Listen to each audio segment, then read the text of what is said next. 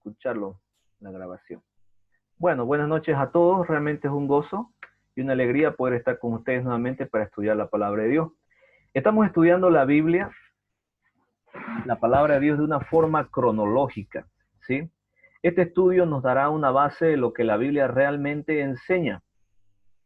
Muchas dudas serán aclaradas a la luz de la palabra de Dios y no solo citando un versículo. Por eso es que yo los invito a no perderse ningún estudio para continuar la secuencia cronológica que estamos llevando. Como este es un estudio cronológico, entonces cuando nosotros nos perdemos una clase o un estudio, entonces empezamos ya a atrasarnos y ya no podemos engancharnos muy bien y empezamos a tener más dudas. Entonces mi deseo es que estén en todos los estudios, ¿no? En el último estudio que vimos, vimos cómo Dios llamó a Moisés, un varón de la tribu de Leví, que fue salvado de la matanza a los recién nacidos. ¿Sí? ¿O no quiere? ¿Quiere escuchar o no? Le digo. Luana, estás hablando muy fuerte. Ya, yo lo voy a, no se preocupen, yo voy a estar pendiente. Bien, entonces, estuvimos viendo en el estudio anterior acerca de Moisés, cómo fue elegido Moisés, cómo él se salvó de aquel decreto que dio Faraón, ¿no? Cuando dijo que debían matar a todos los niños recién nacidos. Su madre logró hacer que Moisés sobreviviera y casualmente llegó a vivir con la familia de la familia real, ¿no? La familia de Faraón. Ahora, haciendo un poquito más retroceso al estudio, también nosotros estuvimos viendo que Dios desde el principio dijo que la paga del pecado es la muerte.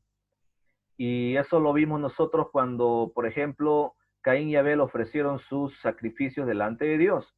A Dios no le agradó la ofrenda de Caín porque no estaba presentando un sacrificio que le sea agradable a Dios en el sentido de que la paga del pecado es la muerte. Para que un pecador se acerque a Dios y reciba la gracia de Dios, debe ofrecer un sacrificio.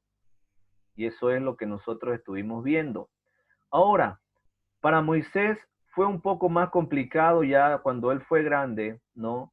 Lograr que la gente de Israel le crea después que Dios le habla a Moisés para que él vaya y comunique a los principales de la familia de Israel que Dios le habló para que liberen el pueblo. Fue muy difícil, pero al final él logró convencerlo y le creyeron. Después también vimos nosotros que Aarón fue uno de sus compañeros. No conocía a Jehová. Faraón no conocía a Jehová, Faraón estaba solamente conociendo sus dioses y nada más que sus dioses, ¿no? Pero lo que nosotros estamos viendo también es cómo fue el actuar de Dios en ese momento. En ese momento se me cortó la señal, creo que recién se están enganchando de nuevo. Esperemos que no se vuelva a cortar de nuevo. Se me cortó hace ratito. Ya. Pero Faraón no solamente conocía a sus dioses. Los egipcios eran personas politeístas, creían en muchos dioses. Así que él, con mucha razón, le responde a Moisés cuando la primera vez se encuentra con Moisés y Moisés le dice, deja ir a mi pueblo, ¿no? Moisés le dice que Dios le habló, Jehová le habló para que libere a su pueblo y Faraón responde, yo no conozco a Jehová, ¿no? Una de las creencias que tenían los egipcios era de que ellos tenían un Dios para todo. Por ejemplo, ellos tenían al río Nilo como un Dios. Ellos tenían también a las ranas como un Dios.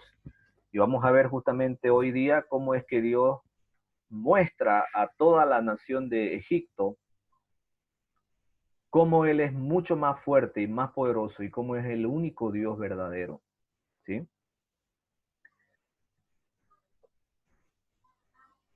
El primer encuentro que ellos tuvieron estuvo relacionado con una demostración de poder, se puede decir así, ¿no? Se acercó Moisés con Aarón a donde Faraón sacó a sus magos Moisés tiró su vara y se convierte en víbora, los magos tiran sus varas y se convierten en víbora. Pero la gran diferencia fue que la víbora de Moisés se comió a la otra, venció. Luego de eso, empiezan lo que es el proceso de las 10 plagas, ¿no? Faraón estaba totalmente empecinado en no dejar ir al pueblo, entonces Dios le dijo, ahora caerá sobre ti plagas terribles que destruirán la nación, ¿no? Entonces empezaron las plagas. La primera de ellas fue la plaga de sangre. La plaga de sangre consistía en que Moisés iba a ir con su vara y iba a tocar el río y todo el río iba a empezar a convertirse en sangre. Eso usted lo puede ver en Éxodo capítulo 7, versículo 11. Usted está con su Biblia, me imagino, puede buscarlo en Éxodo capítulo 7. Y bueno, usted puede ver ahí que cómo fue que Dios hizo este milagro. Y lo que nosotros nos llama la atención en este caso es que el río Nilo era un río conocido como un dios para los egipcios. Para ellos era un dios, ¿no? Entonces su dios se volvió sangre. Los peces que tenía ese río empezaron a morir y empezaron a apestar de gran manera que ni siquiera podían estar cerca del río. Así que fue una plaga muy terrible para los egipcios. Le golpeó en el corazón de su religión, convirtiendo a su dios, el río Nilo, en sangre, ¿no? En el versículo 22 dice, pero el corazón de Faraón se endureció y no los escuchó, como Jehová lo había dicho. Y Faraón se volvió y fue a su casa y no dio atención tampoco a esto. A pesar de que Dios mostró milagros, proezas para el pueblo de Israel y Egipto, Faraón no se convenció de lo que Dios quería, ¿no? Entonces comenzó una lucha de voluntades. Dios advirtió a Faraón que dejara ir a Israel. Como él no quiso, recibió un castigo mucho más terrible. Ahí empiezan muchas más cosas para el pueblo de Egipto, ¿no? Pueden ver ahí en esa imagen, más o menos el río convertido totalmente en sangre. Imagínense la escena, los peces muriendo, un olor realmente nauseabundo que no se podía soportar, ¿no? La segunda plaga se trató de las ranas. Ya empezaron las plagas a llegar. Después de la sangre vinieron las ranas, ¿no? Empezó a salir ranas de diferentes lados, se llenaron por el palacio de Faraón, por las calles, se llenaron en la cocina donde estaban cocinando los chefs ahí para Faraón, su mejor comida que él comía.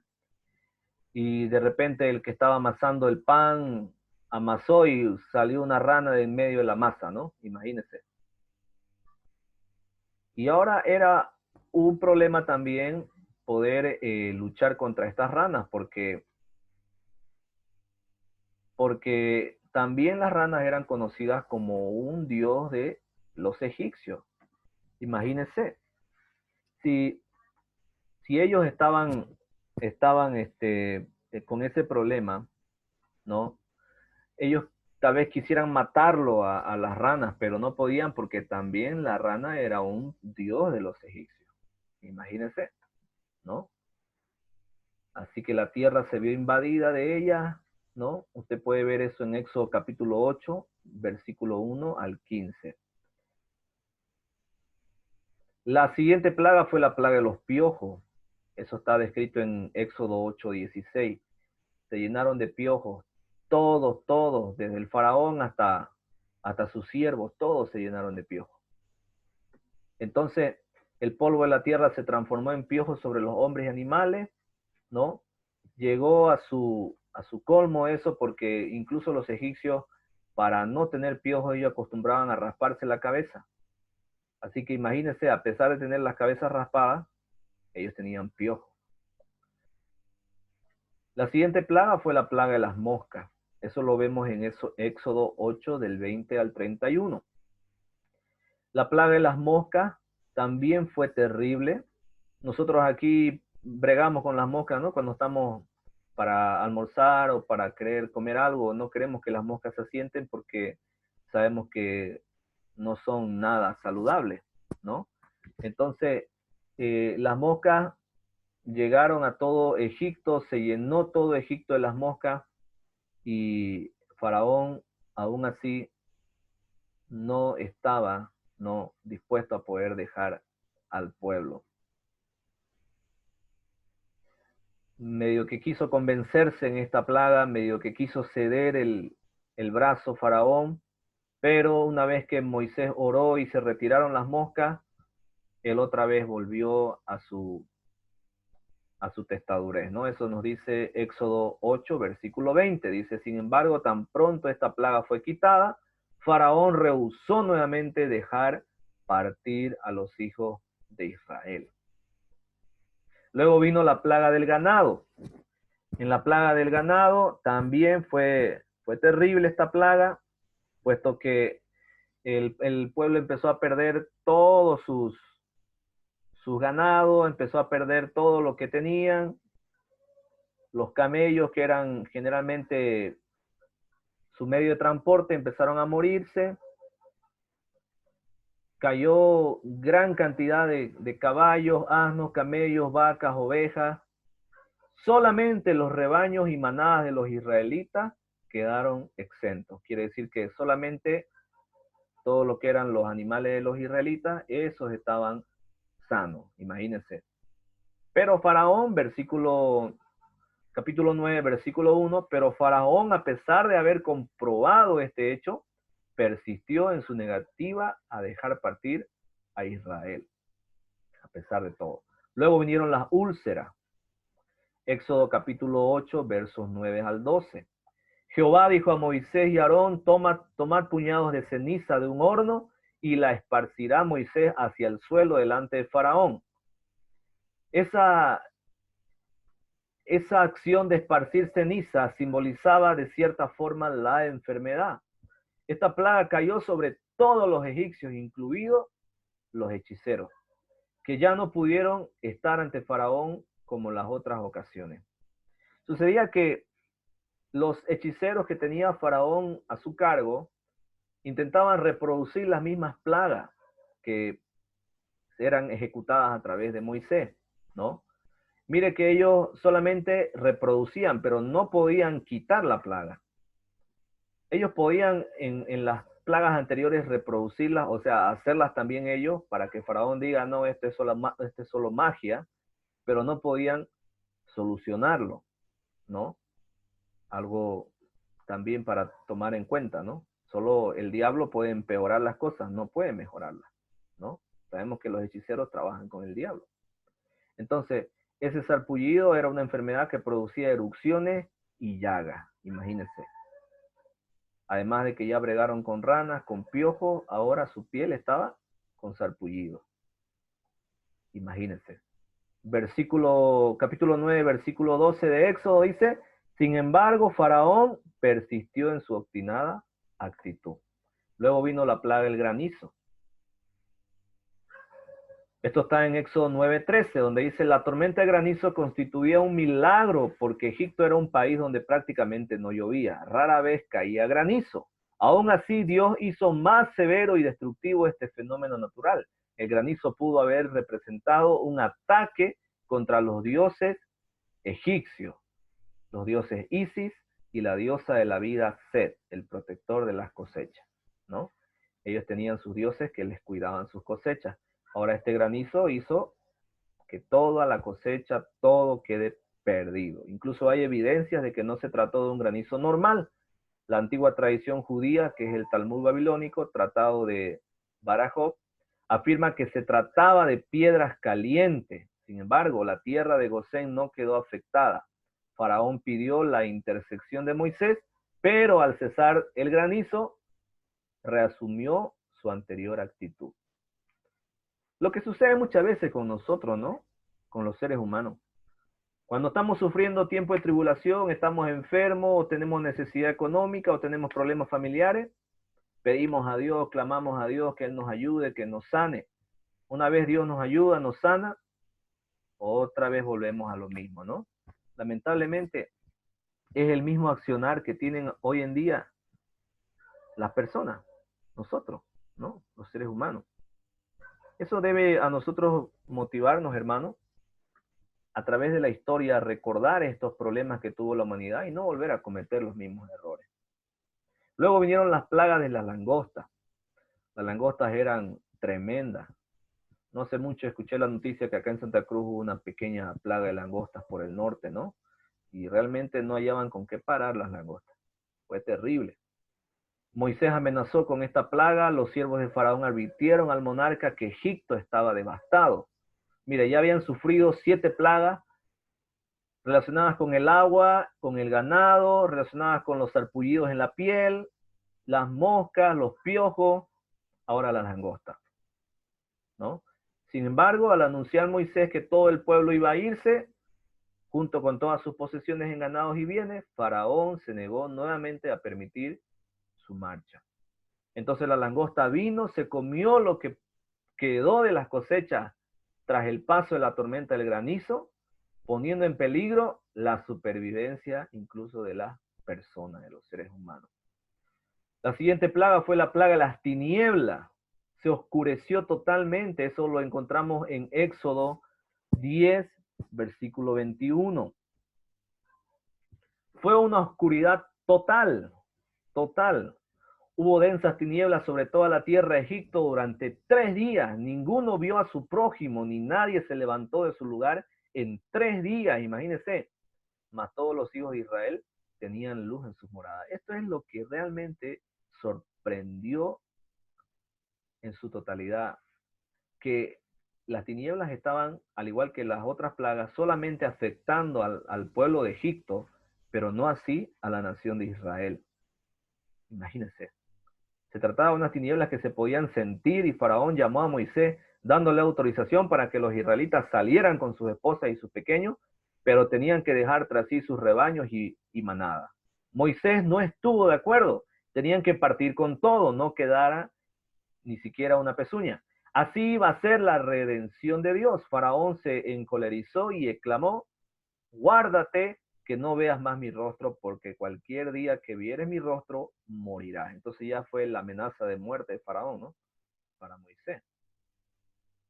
Así que Moisés aún persistía tratando de hacerle entender a Faraón, pero él ya estaba cansado, ya no quería saber nada de Moisés. La última plaga fue la plaga de la mortandad. Usted lo puede ver eso en Éxodo capítulo 12, versículo 13. Entonces el Señor dijo: yo voy a traer una plaga más en contra de Faraón y Egipto. Después él mandará a toda mi gente fuera de Egipto.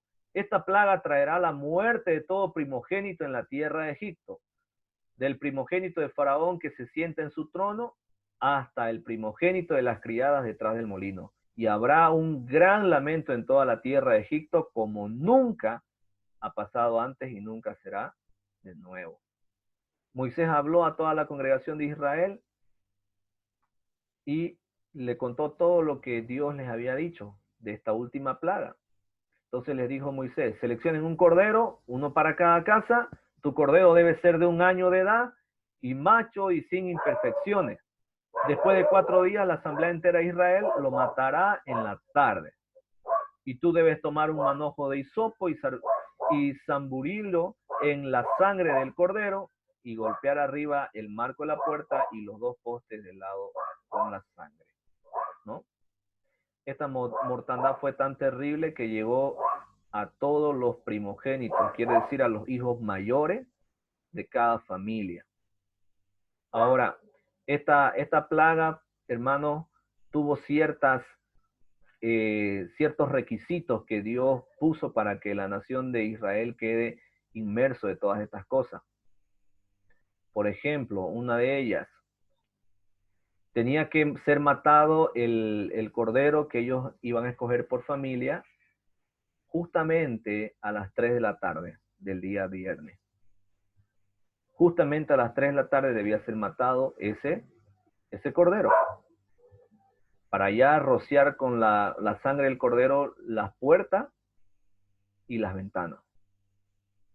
El pueblo debía de escoger un cordero que sea perfecto, que no tenga ninguna imperfección, absolutamente perfecto, ¿no? Y incluso si alguna persona no quería obedecer estos lineamientos muy estrictos que dio el Señor, igual iba a sufrir la muerte de sus hijos mayores, incluso si fueran de los hijos de Israel. Esta plaga de la muerte de los primogénitos iba a venir para todos en su totalidad. La única forma de poder ser salvado de esta plaga era haciendo lo que Dios les había dicho y cumpliendo al pie de la letra cada una de sus ordenanzas. Por ejemplo, ellos debían permanecer dentro de la casa hasta la mañana siguiente.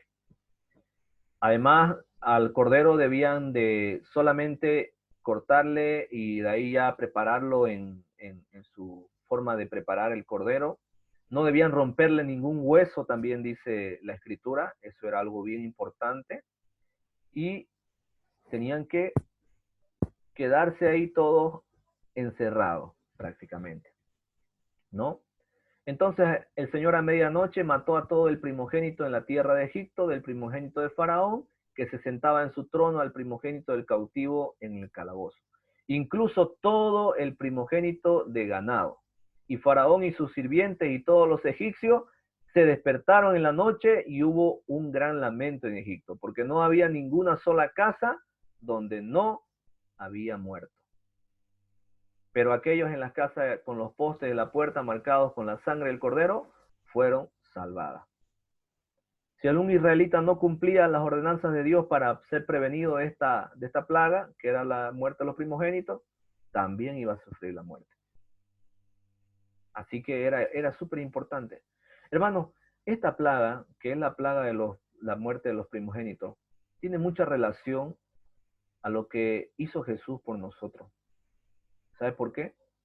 Porque al igual que ese corderito que tenía que ser matado justamente a las 3 de la tarde, Jesús murió a las 3 de la tarde, un día viernes, justamente en ese mismo horario. ¿Sí? En el mismo horario Jesús expiró su última palabra, él dijo su última frase que fue consumado es, y eso fue a las 3 de la tarde.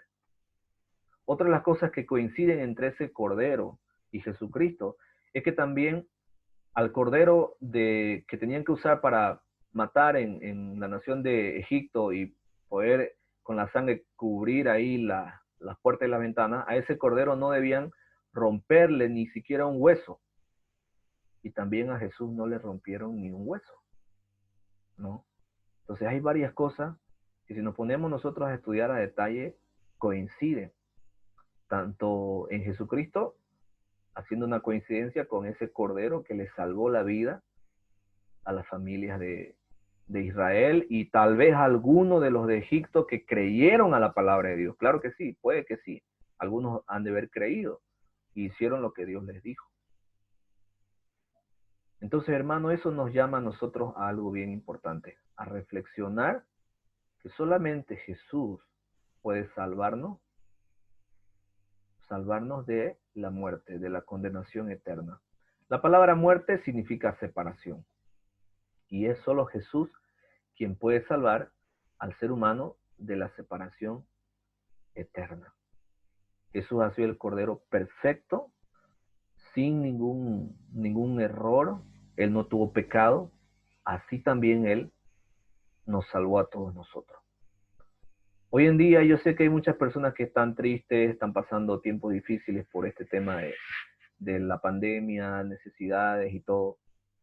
Pero ¿sabe qué? Jesús sigue siendo el mismo que sanó a ese ciego, Bartimeo. Jesús sigue siendo el mismo que le dio la resurrección, ¿no?, a Lázaro. Jesús sigue siendo el mismo que sanó leproso, el mismo que le dio la vitalidad en sus piernas al paralítico.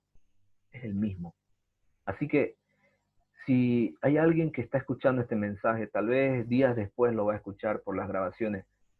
Si hay alguien que necesita que Dios sane su vida, que necesita que Dios renueve su vida, pues recuerde estas palabras. Jesús es el único Cordero de Dios que puede sanar y salvar al mundo de sus pecados. ¿Sí? Y usted, mi hermano, que ya está escuchando este mensaje tal vez por enésima vez, es tiempo de poder nosotros compartir, hermanos, este mensaje. Dijimos que en el estudio cronológico se nos aclara un poco más la figura. Y eso es lo que estamos haciendo. Yo sé que muchos ya escucharon este tema de las 10 plagas, pero es muy diferente poder analizarlo con relación a Jesús y qué relación tenían esas 10 plagas, especialmente la última. Entonces, hermanos, es nuestra labor, es nuestra misión de compartir este mensaje a las demás personas. Quiero finalizar con esto, una breve comparación de las plagas y los dioses egipcios. Mire, aquí tienen este cuadro. La plaga de rana era una comparación también, un ataque a la diosa Heca, que era la diosa de las ranas, ¿no? La plaga de piojo era a la diosa de los egipcios llamada Set, que era diosa de la tierra. La plaga de la mosca también, ¿no? Y la plaga del ganado, de las úlceras, granizo, todas ellas tienen una similitud con sus dioses, ¿no? Que están al lado derecho. Vamos a orar y dar gracias a Dios por este tiempo. Y voy a volver a mandarles un enlace para que se conecten nuevamente y tengamos un tiempo de preguntas, ¿ya? Oremos, hermano. Señor Jesús, te damos las gracias una vez más por este tiempo que nos diste de aprender tu palabra. Yo te pido, Señor, por aquella persona que está escuchando ahora el mensaje y aún no aceptó creer en tu Hijo Jesús como su Salvador. Tú toques ese corazón, Padre, y que en este momento decida empezar una nueva vida. Oro también por los hermanos que están escuchando, que podamos ser llamados a cumplir nuestra comisión, nuestro rol como creyentes de testificar al mundo de lo que tú hiciste en nosotros. Gracias por este tiempo. Oramos, Señor, agradecido, en el nombre de Jesús. Amén. Amén. Bien, mis hermanos, ha sido realmente un tiempo muy lindo